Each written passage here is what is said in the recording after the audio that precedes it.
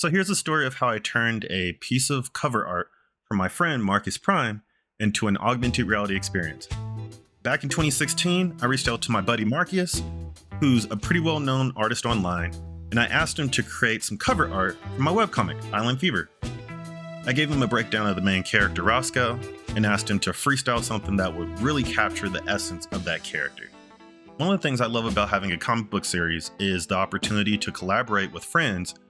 It's not just about me working on every aspect, it's about bringing in people who can contribute their own unique talents to the project. Later that year, Markus ended up coming up to Rail City Comic Con in Portland and had created this dynamic piece of Roscoe dunking a basketball. Decked out in a 90s style Chicago Bulls outfit, it was everything I hoped for. Vibrant, culturally relevant, and true to the character. And if you know Roscoe, you know Roscoe. Fast forward to when I got into augmented reality, the cover art Markus created was at the top of my list of things I wanted to create and bring to life in AR.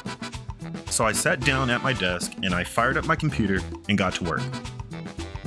I started by using a 3D model of Roscoe that I created in Character Creator 3 for a bunch of other things, and I tweaked his outfit to match the one Markus came up with in his design, complete with a headband, jersey, wristbands, and even shorts. To do this, I hopped into Photoshop to create textures that mirrored the clothing in the original artwork. It was a really fun process, doing some rough painting, applying the textures to the 3D models, and exporting the version of Roscoe as a basketball player into the Unity game engine. When I got to Unity, after adding that 3D model of Roscoe, then I added the basketball to him as well.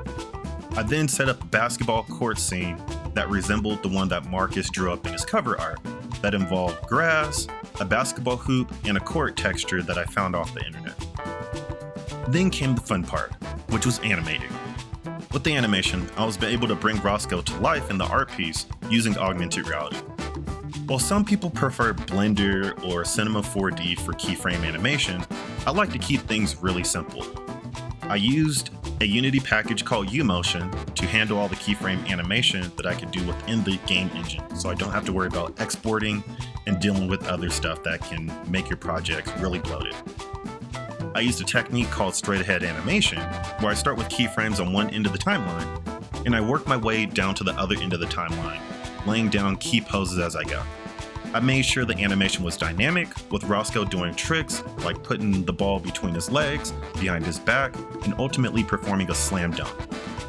Once I had the key poses down, I saved the animation as a clip and added that to the Unity timeline to create the full animated sequence. Using the Unity timeline, I combined the sequences with some pre-made animation that I had lying around in my Unity project already for the running start and the jump, and then created a loop so that Roscoe could continuously perform the dunk over 20 to 30 seconds. I also added some bounce animations to the basketball and layered the sound effects to give the scenes even more life. And just like that, the cover art was transformed into an interactive augmented reality experience, and it was an amazing feeling to see Markus's artwork come to life in such a unique way. And so with that, enjoy the augmented cover.